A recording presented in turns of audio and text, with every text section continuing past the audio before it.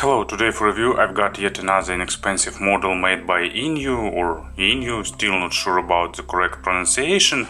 It's one dynamic driver and one balanced armature model named Ash. It's really affordable, price is about $27, sometimes they even have additional discounts, but it's from $25 to $27 and I think it's a pretty affordable price range. Actually, that's pretty much all I can say about it, so let's now have a closer look. Box is pretty simple, it's matchbox-like package.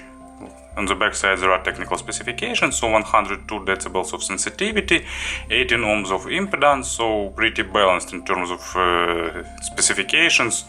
They won't be hard to drive by smartphone, but at the same time they won't be too noise speaking used with powerful DAB. Inside we will have earphones themselves, and as you can easily guess, in this box we'll have cable and additional set of tips, so 1, 2, 3, 4, 5, 6 pair of tips of 2 different types, and cable for this price tire, it's pretty okay. Ash shows that even in the affordable low price segment we can have a pretty nice design. It's a common ergonomic shape, acrylic case, pretty interesting combination of black semi-transparent color and stylish faceplate with company's logo. So as you can see they probably correspond their names, and inside I'm not sure will video show it, but we can see dynamic driver and balanced armature driver and the sound board that goes from sound tubes that goes from the driver.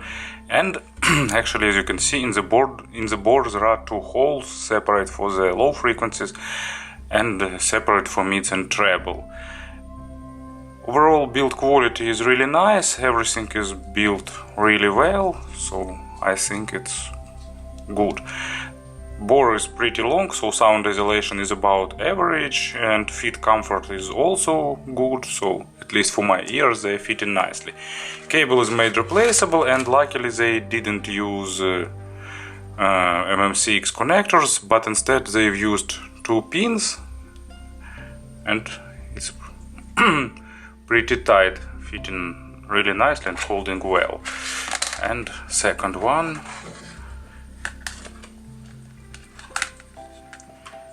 Cable of course is pretty basic, but I think it's sufficient for this in-ear monitors. It's soft, it's almost not getting hard when it's cold. It has ear hooks for secure holding. It's really comfortable, has almost zero microphonic, so nice cable, plastic splitter, and here it goes way down below to the angle jack, so also in terms of design, in terms of build quality, I think pretty nice model for that. And of course about the sound, as usual you will have to find proper tips, they don't require any burn-in, because I tried to burn them in for 20 hours but sound didn't change. So just find proper tips and you will be set with them. Player, for example tracks, and let's proceed to the review. Actually tuning is pretty on natural side, there is no big accent on low frequencies, slight accent on the upper frequencies, and the soft lower part of sonic spectrum is represented with a bit of softness. It gives a bit unusual kind of warm representation, so it's not something natural or not something corresponding the typical V shape. Bass has average resolution, it's not super fast, but it's not super slow, something in between. It's accented mostly on mid bass, lower bass is a bit rolled off, so main accent is done on the mid bass. It builds normal foundation, but doesn't give impactful rumble or deep layers of bass. As an example for the low frequencies, I've got Juno Reactor Zombie.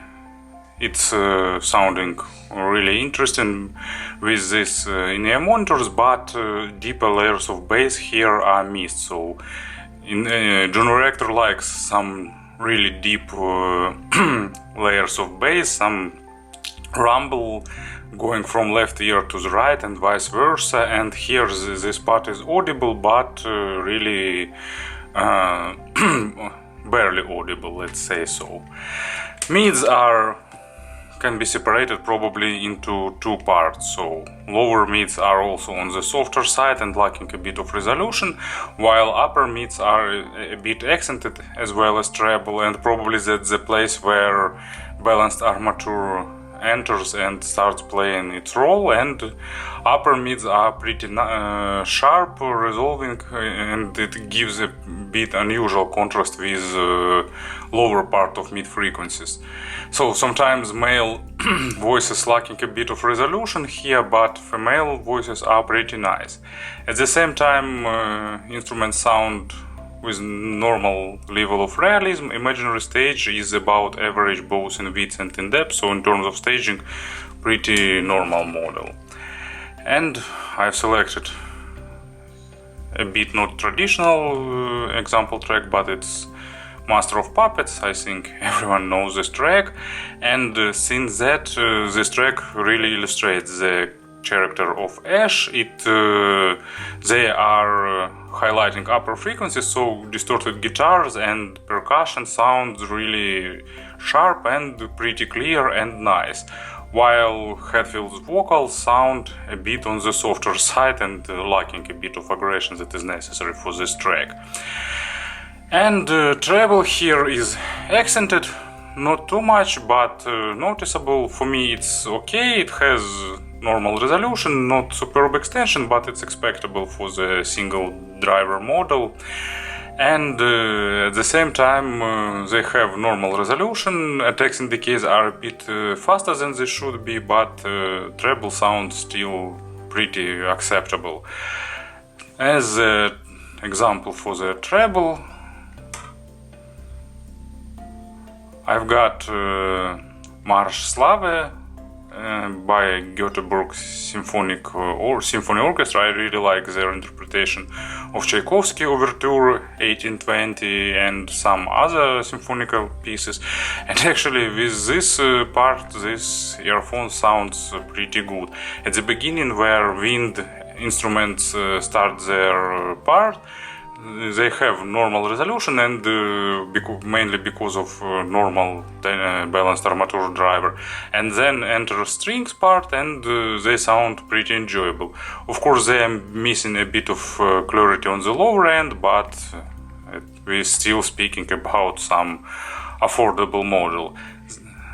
In terms of pairing, they don't require any super source. They are okay with smartphones, they are okay with some entry-level dubs, so everything will go. And speaking about comparisons, what we've got in this price range, for example, CCA CA4 hybrid model, they are even warmer and with a bit more resolution on the low frequencies and slightly more recessed treble. KZ ZSN more neutral on the mids and more probably not more resolving, have a bit less treble, but resolution is about the same. So, but KZ has a bit better driver on the low frequencies, so it's faster and sounds with more deeper low bass. Well, as usual, I'm starting to forget with models that could be used for comparison, so feel free to ask if you will be interested. I will write something about comparisons if I know that model. So it was Yinyoo Ash, affordable hybrid model with stylish design. Thank you for attention.